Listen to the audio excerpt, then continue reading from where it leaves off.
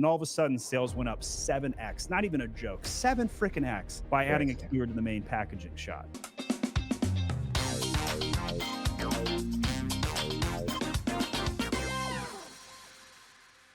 Today we bring you a very special guest, somebody that actually I've been following for a while now. He's like a mentor in the industry. Stephen Pope, founder and CEO of My Amazon Guy, also one of the top agencies in the space. And the reason why I wanted to bring Stephen today is we know in the Amazon space there's so many things that sellers are always asking, like things around the PPC space, like how to do certain negations, how to do certain PPC structures, how to improve conversion rate. What is actually AI doing to our business? Does it make sense to go fully AI? These are some of the topics that I feel are going to be some of the very interesting conversations we're going to have. And I'm sure Steven's going to drop some bombs as usual. Thank you for having me on. And hopefully the bombs don't take out too many seller support reps along the way, because their seller support sucks. No, just kidding. I'm just a big fan of the Amazon opportunity, but I also like to criticize the bad policies that Amazon has while giving the tips to Amazon sellers to narrow their focus so they can leave us podcasts with immediate tips to go grow their account. Because as an Amazon seller, there's 1,000 things you can do, but there's only realistically 2 or 3 things you can do a day. And that's what we'll talk about today. So talking about that and about, knowledge and things that sellers are really looking to dive deeper and really understand how to figure out that for their business, conversion rate has always been an interesting conversation, because we all know that conversion at the end of the day is really what matters the most. You can have the best PPC strategy in the world, right? But if that traffic essentially goes to waste because you haven't done a very good job to convey the consumer and make them pretty much understand that your offer on the table is the best one they can get out there. Tell us a little bit about what are some of the things that you've been doing with your brands and yourself personally to really increase that CTR and really, be able to get that momentum going and scale a brand forward on Amazon. So let's first establish how good conversion rates are on Amazon as a default thing. 10%. If you were on a website, you'd be lucky to have a 1 to 2% conversion rate. This is why Amazon PPC is so attractive, because even if your listing is average, you still convert 1 out of 10 clicks. That's pretty remarkable. Compare that to Facebook or Google ads pushing to a website, you'd be lucky to get 1 out of 10. And even if you did, it would cost you more to acquire that client and customer through a website. So this is first thing I like to establish, is that conversion rate is already high on Amazon. Therefore, if you know conversion rate is already high on Amazon, where should you prioritize your time? And I think a lot of sellers over-index the aesthetics of their listing. Now, I am going to give some tips on how to make the listing convert better, but I like to set this up in a way where I basically say, for every 1 design thing you do, you need to go do 10 traffic things and really spend 10 to 1 ratio of your time. And the nice thing about this, though, is that click-through rate is the marriage between the 2 worlds, because when you improve click-through rate, you improve both your traffic and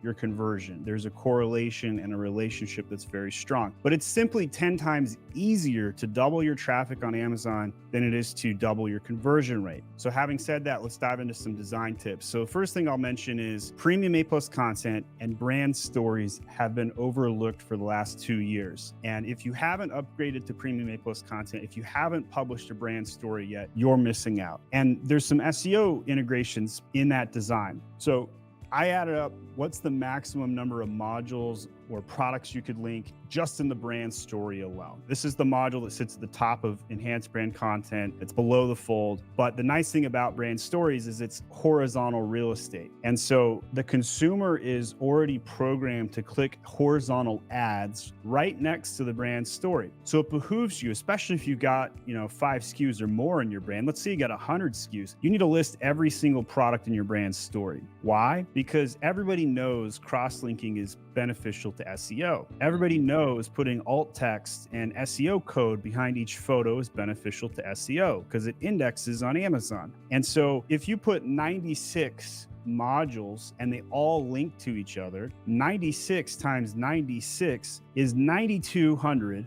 links that you can build. 96 photos being loaded to your brand story times 100 characters of alt text is 9,600 text codes in your brand story. Now times that by 96 different ASINs. Okay, now we're at 921,600 alt characters of SEO code. So now somebody who's a mathematician but sitting on this and hasn't built out their brand story is now realizing very quickly, oh my gosh, I've left a lot of sales on the table because I haven't coded my brand story. And that was just the brand story. We haven't even talked about enhanced brand content proper. Yeah, this is a question I saw a lot in the community. People, for whatever reason, they think that A+ content is not as important as the title and bullet points, so they don't really invest a lot of time into putting the right keywords and everything. And the alt text, most people, what they do, which I have seen when I audit accounts, they just copy paste the same kind of phrase across all the images because they're just really lazy to do a proper strategy. But I'm actually curious to know, when it comes to alt text, what you recommend to those sellers. As I said, most people put trivial things. There's really no clear strategy in terms of what things to put in there. But I'm sure you have some kind of SOP high level that you can describe in terms of, do you put there the keywords that you didn't manage to put on your main copy? You put Spanish keywords, you put misspellings, you repeat some of the main keywords. What is your strategy to really leverage the alt text and not end up what most people end up with, which is just a very generic copy paste kind of same paragraph across all those different text spaces, All right, let's keep the numbers going. So an average listing indexes for what? 3,000 keywords? And an average title is what, 170 characters? Can you fit 3,000 keywords in a 170 character title? Absolutely not, right? Now, your bullet points have 250 characters each, times that by 5. And can you fit all 3,000 keywords there? No, you cannot. And let's say today your listing is only indexing for 1,500 keywords. Why might that be? Maybe it's because your competitors are taking advantage of the alt text and the description in your A+ content and using crawlable text instead of shoving text just in the images, which doesn't help for SEO. But for now, if you don't have copy outside of images, you're missing out on indexing for more keywords. So indexing means showing up in search. That doesn't mean you're ranking high for it, but it just simply means if you are in the top 300 search results for the keyword. So indexing for keywords is very good. We do this in SEO phase 1 and 2 at my Amazon guide. And then during phase 3, we look at strike zone keywords. These are keywords in ranks 20 through 50. When you're ready for this, you typically have 50 keywords in the strike zone. And this is where you're going to use those same keywords in the title, the bullets, the description, the alt text, the search terms, and everywhere else you can possibly manage. And hopefully customers are using them in the reviews. Hopefully you're answering customer questions with keywords when you type out the answers. And these things all add up. We could even pepper in some PPC SEO ranking campaigns on top of that. So for example, when I launched a mom box on Amazon, I generated $144,000 in the first 30 days. I didn't do any review gen, no Vine, no giveaways, nothing. All I did was discount my product 50%, got 50 sales, then I moved the price up 10%, got another 50 sales, moved the price up 10%, got another 50 sales. And I spent $11,000 on PPC during that 30-day launch, and 8,000 of that was spent on a single campaign. One single campaign with one single keyword. And it was a broad match for the term gifts for mom. Gifts for mom, broad match, single keyword, 8K in spend, $11,000 in total PPC. So that means over 75% of my PPC budget was on a single keyword, and it was a broad match. And I drove all of that to a product, and I was able to rank it for the term gifts for mom number 1 48 hours before Mother's Day. And that's how I generated $144,000 in 30 days. And I was able to index the product for 4,000 keywords in the first 30 days. So I have proven results with my own products. I've spent more than $1 million on Amazon PPC just on my private label account, Age of Sage. I also have a retail distribution arbitrage account that I do $8 million a year on, and that's on top of running the agency. So I experiment with my own products. I experiment with my own sales. I have a lot of knowledge. That's why I was the first to speak on the internet about A+ content indexing. That's why I was like the first to talk about how alt text has indexing implications and why external links and brand stories have implications. So I have all this data, and I basically share all of it, right? I share it with the community because I have become rich off of sharing knowledge, and that education helps everybody. And I think a lot of people try and hoard that knowledge, but it's not a zero-sum game. If I hoard knowledge, it doesn't help me. And so that's kind of my model, and that's why I do what I do. You know, I'm just kind of trying to drop truth bombs left and right to talk about what impacts you as a seller, because, you know, when you file that case with Jeff Bezos and seller support gives you a copy paste response, no, you can't change your brand name. No, you can't update your UPC code, even though you're supposed to be GS1 compliant. You can't even get your title to update correctly, let alone your images to stick. And this is why when sellers are frustrated when they're venting and talking about their challenges with Amazon, I basically tell them, stop worrying about the rules and start worrying about your customers. And this is where I want to transition into click-through rate. When we talk about click-through rate, it's really about getting as many clicks as possible. It's about market share. So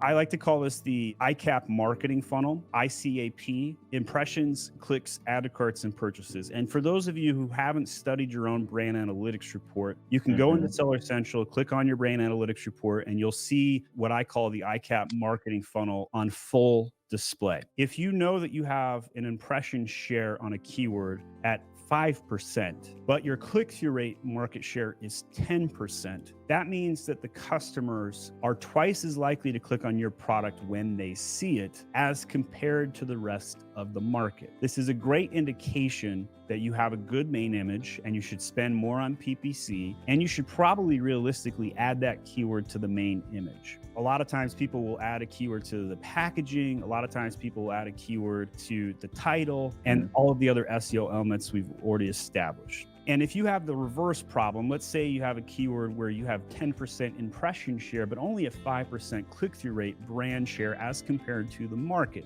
In that case, you need to work on your main image with a vengeance. And if you spent 10 hours trying to fix your main image, run some A/B tests, whether it's PickFu or whatever else, and had the ability to improve your click-through rate by a point or two, that could drastically increase your traffic by 10, 15, 25% overnight. I did a main image for free for one of my friends, the Happy Me Journal. His original product was a yellow journal, and it was for kids, but you wouldn't know that if you looked at it. And so we added a starburst for kids age 6 through 8. We added the word continuation journal, and we showcased the fact there's cartoons in the middle of the journal right on the main image. And what this did was it allowed the consumer to understand the product instantly. A lot of times people in sales and marketing, they tell, but they don't show. And when you show and tell at the same time, the ability to help the customer understand faster improves click-through rate, it improves your clicks, and it improves your conversion rate because it attracts the right person. They show up, then they're like, yep, this is what I was looking for. You show your ideal customer profile, the customer avatar, if you will. And if you're selling a pet product that's for cats and dogs, but you show dogs and you show cats,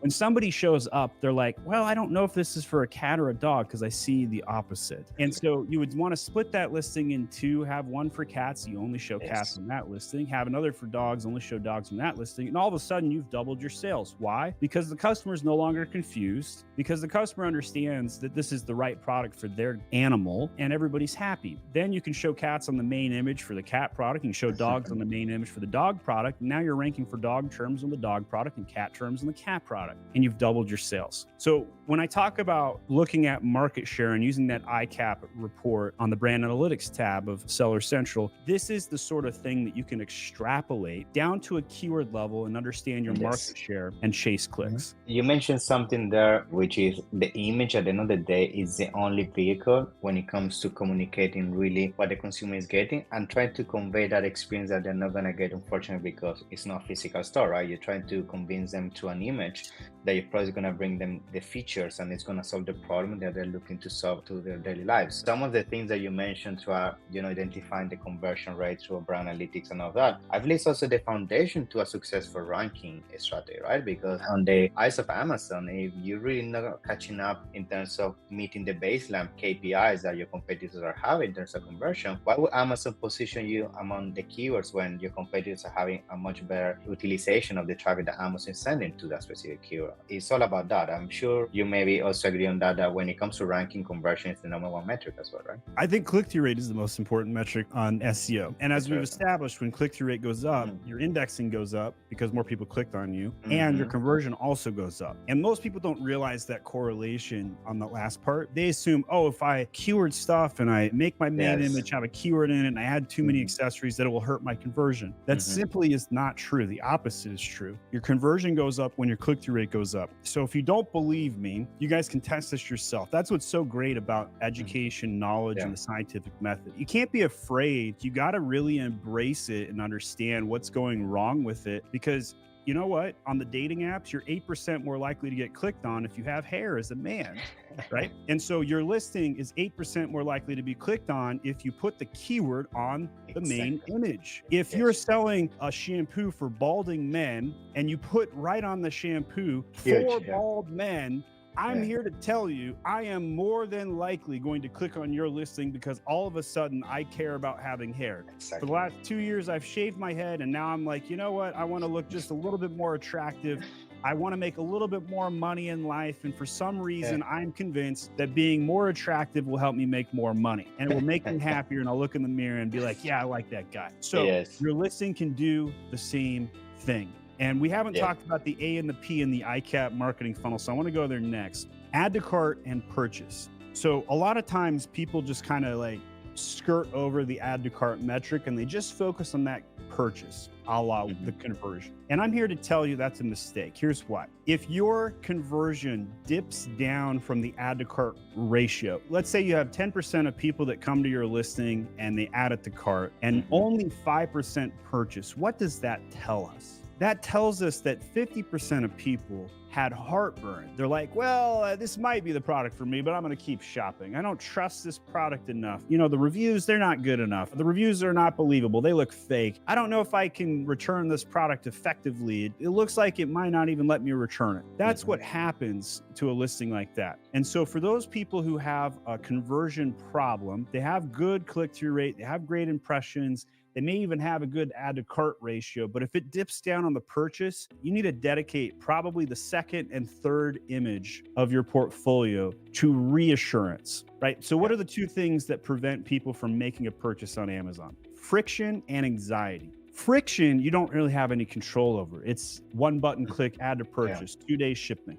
These things have been solved by Amazon. So we don't even have to worry about friction. Unless you're doing Shopify sales, this doesn't matter. Anxiety. So how do I know this product is actually going to make my hair grow instead of make more of it fall out? This one dude wrote this really bad 1-star review, and I'm not so sure about this anymore. And I don't really know. It burned his skin. So I'm going to bail and I'm going to go with the safer product or the safer alternative. And so what you can do in the second and third image is talk about who this product is for and the directions and how to use it and how quickly the results will come, and maybe show me before and after shots. Typical objections maybe as well that people sell right into them, because sometimes objections aren't really objections. Sometimes they're just concerns. And a concern can just be an obstacle, or it could be an information roadblock or glut.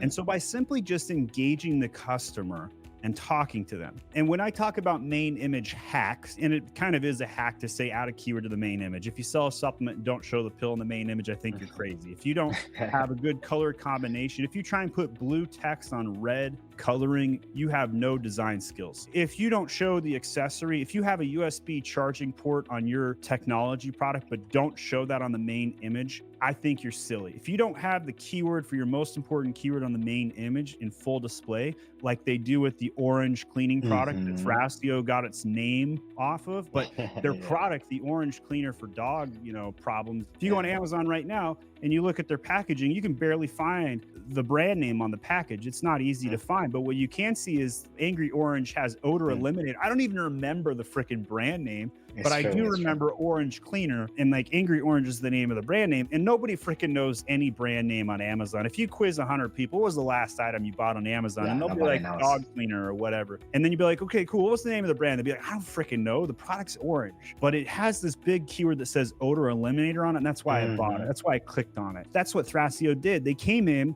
and then they redid the packaging and they just put odor eliminator on it. And all of a sudden sales went up 7x, not even a joke, 7 freaking X by adding a keyword to the main packaging shot. So this is the sort of thing you can do. And somebody listening to this right now is be like, but that's against terms of service with Amazon. And to you, I would say, stop worrying about terms of service. Has Amazon's terms of service ever helped you? No, it has not. In fact, it's been excruciatingly difficult, and they have double standards, and Amazon doesn't even follow its own standards. So here's what you should do instead. Does it help the customer? Yes, do it. No, don't do it. If adding a keyword to the main image makes the customer happy, should you do it? Yes. If adding an accessory to the main image makes the customer more likely to click it and it makes them happier, do it. Yes. If you don't show a dog for a dog product in the main image, doggone it, you have a problem. If you don't show me babies with a baby product, I think you're crazy. That's the #1 marketing gimmick in the entire world, is showing a baby or a kitten or a puppy. These are things that are well documented, well proven. All the big brands do this. If you sell a multi-pack but don't have the 2-pack symbol on there, if you make a product in America and don't show the American flag, or if you're a German-made product and don't show the German flag, because everybody doesn't want to buy Chinesium garbage products, because if they did, they'd go to TikTok Shop or Temu or wherever else. They want quality. You mentioned something that for most people that would be controversial, which is you just launched with a broad campaign. At 120% ACOS, I might add. Yeah. And that was a good thing. Tell me a little bit about that. And also, what is your take on negation? Tell us a little bit about high level, of course, how you navigated that. So if you took a PPC course in 2018, they would tell you to do something like this. Create an auto campaign, use it for keyword discovery, and then when you find a good keyword, negate it off the auto campaign and then go make an exact match. And by the way, in 2018, that actually did work. There's been 3 major PPC algorithm updates, which nobody talks about, by the way. They've changed the UI. There's 80 times different PPC campaigns and costs are up, et cetera, et cetera. I mean, like a decade ago, I was getting PPC clicks for 2 cents a click in the beta program on Amazon, and I was crushing it. I really wish I had the knowledge I have today and the financing I have today to go back in time. But the best time to plant a tree is 20 years ago, and the next best time is today. So here's my strategy in auto: launch a broad, launch a phrase, launch an exact, do all of those things. But if you know with 100% certainty that a term like gifts for mom, which spikes in a holiday rush, is going to help you, and there's 100 different ways that keyword shows up, then a broad match is going to do quite well for you. If you look at the cost of exact match, it's always higher than broad match. Why is that? It's because the people who are paying for exact match are over indexing for a singular keyword. And what you find is that on the auto and broad match campaigns, the exact same search term is coming in 20, 30, sometimes even 50% less on cost versus the exact match campaign. And you should never negate a good keyword. This is a hard and fast rule. There's only 1 or 2 rules more important than never negating a good keyword with Amazon sales, and that is never go out of stock. That's the first commandment of Amazon. The second commandment's kind of like the first. No, seriously, never go out of stock. And then after that, commandment number 3 is never negate a good keyword. And if you follow those 3 commandments, then you're going to be in for a world of pain avoidance, because the people that go out of stock, they really mess up. They have to redo all of their launch phase, they lose the honeymoon period, their indexing's down, et cetera, et cetera. So if that's true, why would you negate a good keyword? Because the same thing is true about an auto campaign. If you have a keyword that's got 20 sales on an auto campaign at an ACOS that's in your target range, then you negate it and set up an exact match, what happens? All of that data is for nothing. It's reset. And then you're going to overpay 20, 30, 40% more on that exact match campaign to get a worse result. So don't do that. Don't negate. Duplicate on exact match, right?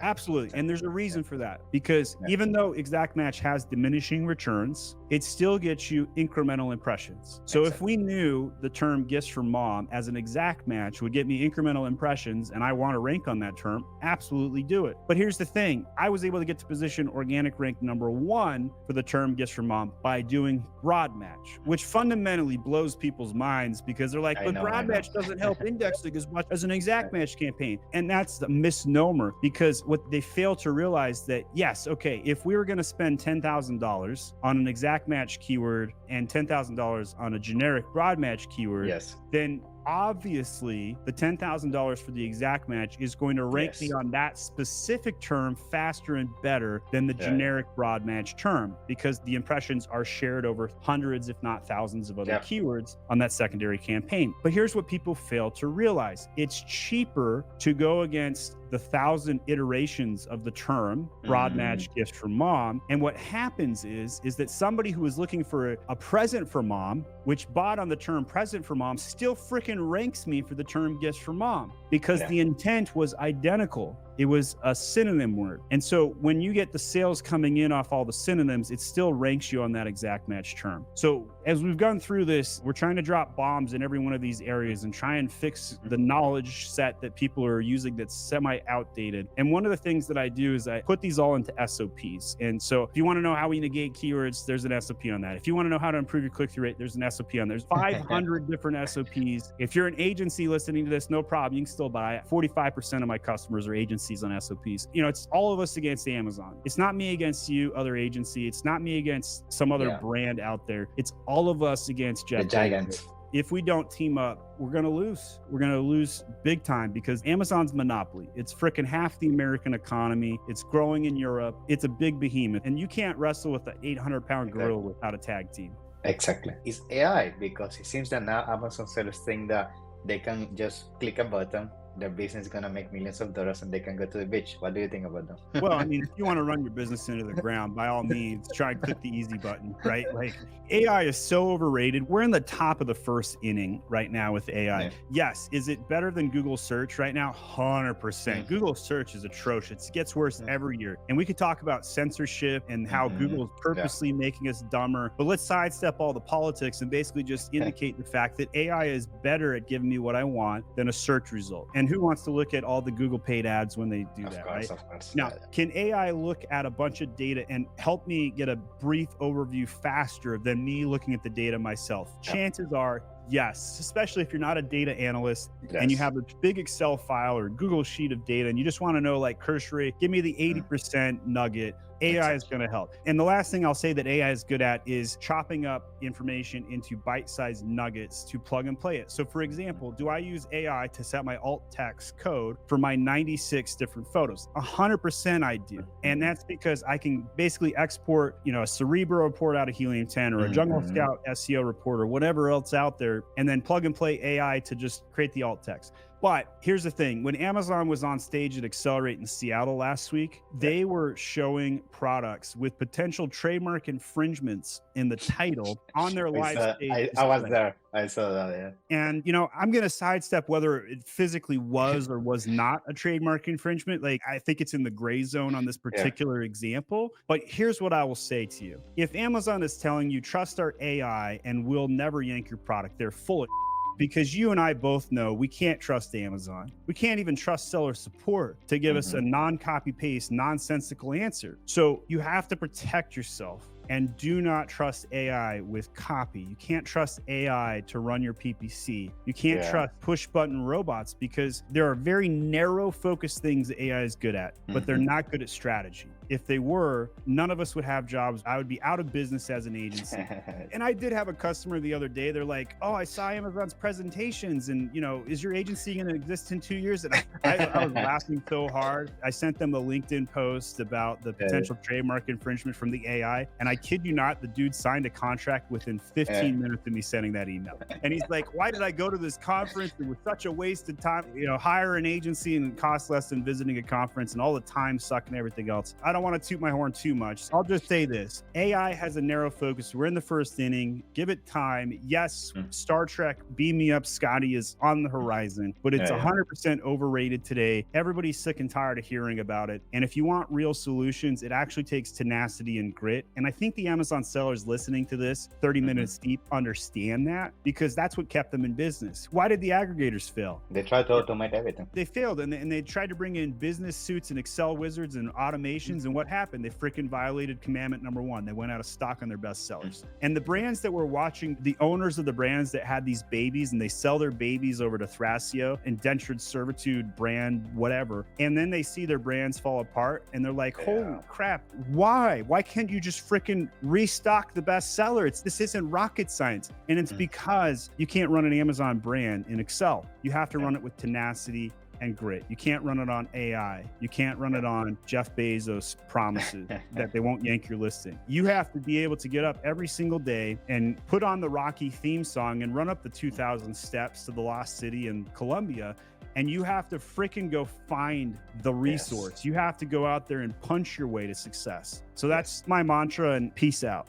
Love it, Steven. So thank you so much, man. It's been such a great episode. We touched some of the most trouble thoughts that people are having in terms of Amazon. I think, this is going to bring a lot of insights and value to Amazon sellers. So I appreciate your time. And for people that, want to work with you and your agency, how people can find you? Just myamazonguy.com. I also hang out on LinkedIn if you want to send me a DM, or YouTube. Come watch all the content. And make sure you guys subscribe to the e-commerce lab, guys. Thank you, Steven. I appreciate that. It's been a pleasure. See you hopefully at upcoming events. Yeah. Have a nice one, bro. See ya. Bye-bye.